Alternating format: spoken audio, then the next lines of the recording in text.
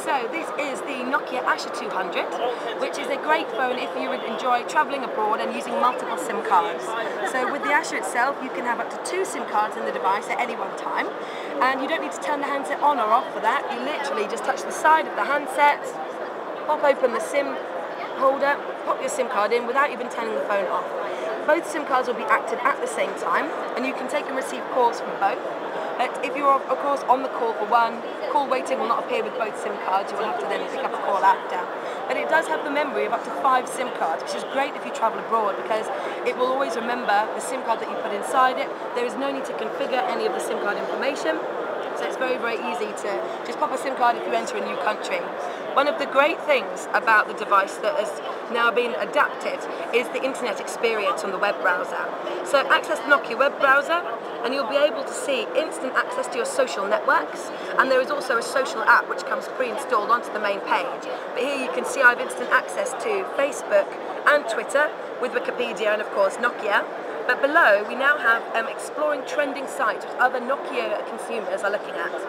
Now, another great feature of the web browser is that we can now hop between our featured pages, really quick access to our history, and really quick access to our favourites. And that's literally just by scrolling left and right on your main bar here in the centre. Cool. So overall, the device is very, very easy to use and very, very affordable and cost effective, as when you're in the web browser, you're really able to see your data usage per session. So if you are with an operator that gives you a standard amount of data, you can always check to make sure that you're not going over that data. You have a scrolling contact bar, so you're able to save more than one contact, and you can keep them all on the main page, which is really, really good. And if you scroll down, you can see all of your features here and all of your favourite bars that you would go into. So you can access, for example, the Facebook app, camera, and so on.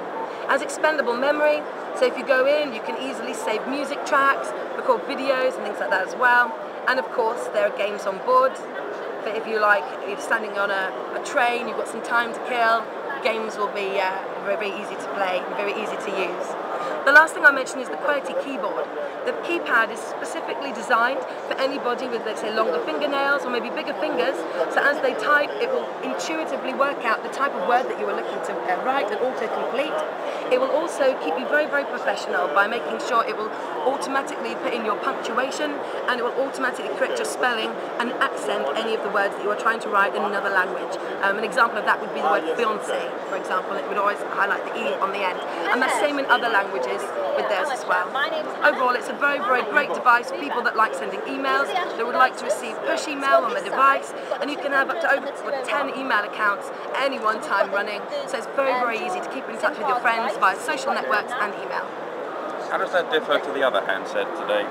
The other handset that we have here, so this is a little bit different in the way that this is only designed for one SIM card, but this appeals more to the entertainment, let's say, people that we have out there.